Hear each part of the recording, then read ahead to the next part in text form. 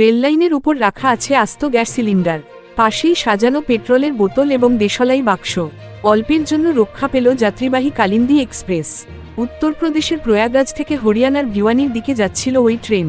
মাঝে কানপুরে দুর্ঘটনার মুখোমুখি হয় সেটি। রেললাইনের উপরে রাখা সিলিন্ডারের সঙ্গে সজোরে ধাক্কা লাগে ওই ট্রেনের। লাইনের উপরে কে বা কারা সিলিন্ডার বসিয়ে রাখল তা এখনও স্পষ্ট নয়। ট্রেনের ধাক্কায় সিলিন্ডারটি ছিটকে 50 মিটার দূরে গিয়ে পড়ে। সঙ্গে সঙ্গে জরুরি ব্রেক কষে ট্রেন থামিয়ে দেন চালক। রবিবার রাত 8টা নাগাদ সিলিন্ডারের সঙ্গে সংঘর্ষের পর কানপুরের কাছে 20 মিনিট দাঁড়িয়েছিল কালিন্দী এক্সপ্রেস।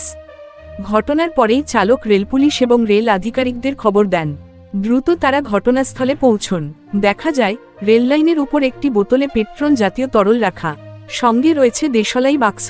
নিকটবর্তী ঝোপে কয়েকজনের বসে থাকার প্রমাণও মিলেছে। মনে করা হচ্ছে ওই ট্রেনটিকে দুর্ঘটনার কবলে ফেলার পরিকল্পনা করা হয়েছিল, যদিও পুলিশ বা রেল এ বিষয়ে এখনই নিশ্চিত করে কিছু বলেনি। Thank you so much for watching our videos. Please do like, share and subscribe our channel.